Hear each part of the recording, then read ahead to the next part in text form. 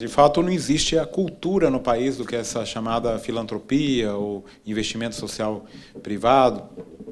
É algo que está sendo, né, aos poucos, cada vez mais frequente. Na Unicamp nós temos uma situação muito interessante, porque a gente, há 20 anos, criou a agência de inovação e, pelo menos numa área específica, que é a inovação, a gente tem acompanhado o que a gente chama carinhosamente de empresas filhas da Unicamp. Então, empresas criadas por ex-alunos, ex-professores, ex-funcionários, pessoas que de alguma maneira estiveram conectadas com a Unicamp. E hoje a gente tem um cadastro de mais de 700 empresas filhas, que tem 32 mil empregos diretos e geram faturamento aí anual da ordem de 5 bilhões e meio de reais.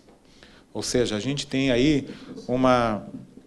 Digamos assim, eu costumo dar esse exemplo como uma resposta direta de apenas um exemplo de por que vale, só do ponto de vista financeiro, vale a pena investir na universidade pública. Porque a gente tipicamente recebe 2 bilhões do Estado e hoje o faturamento, só pensando nesse aspecto, é da ordem de 5,5 bilhões. Então, do ponto de vista de investimento, é um ótimo investimento.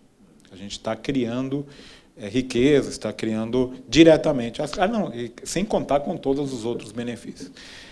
Do ponto de vista prático, a gente criou recentemente um programa chamado Parceiros da Unicamp, para facilitar essa conexão, né, com, às vezes não é nem o ex-aluno, uma empresa que quer doar, a gente não tinha, né? A pessoa liga lá e fala, eu quero doar $1 milhão, onde eu deposito? Fala, sinto muito, não tenho onde, não posso receber, né? Agora a gente criou esse mecanismo, pelo menos para receber, e por incrível que pareça, chegou. Chegaram agora, recentemente, ontem mesmo me comentaram da computação que vieram 2 milhões de reais através desse programa. Por outro lado, nós estamos criando agora, porque não existia legislação no país, no ano passado foi criada a legislação para criar os fundos, os equivalentes aos endowments, que são os fundos que permitem esse tipo de doação, que permitem esse tipo de trabalho. Esqueci o nome em português, são fundos patrimoniais. A legislação é só de 2019. Aliás, foi a primeira, dia 2 ou 3 de janeiro de 2019, foi a primeira determinação ali, lei do Bolsonaro. E qual o problema? Justamente ele vetou a possibilidade de isenção fiscal das doações. Então, o atrativo nos Estados Unidos, ninguém dá dinheiro de graça. É que você doa para alguma instituição e você consegue descontar do imposto de renda, né? Então, o grande atrativo é esse. Aqui no Brasil, isso foi vetado, mas, mesmo assim, a gente acha que tem um potencial interessante de ter.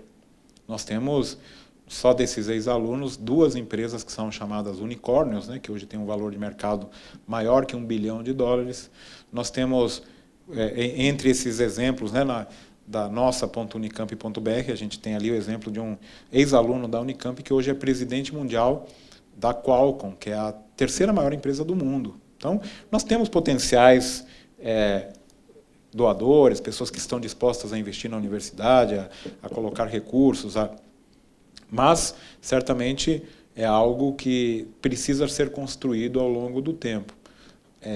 Ainda para chegar a bilhões de dólares, como tem Harvard, como tem essas grandes universidades americanas, teremos um tempo pela frente. E é uma questão cultural que precisa ser trabalhada. Mas, certamente, nós temos olhado essa questão. Agora, acabamos de comprar um software também, porque também tem toda a questão da comunicação adequada, que comunica com os ex-alunos, tem o tempo todo, né, atividades, mentoria, conectar os ex-alunos com os estudantes atuais, que é sempre algo bacana de fazer. Então, tem uma série de ferramentas que hoje em dia se utilizam e que possam trazer mais perto os ex-alunos, que é uma comunidade bem interessante que a gente, em geral, nas universidades brasileiras, tem explorado pouco.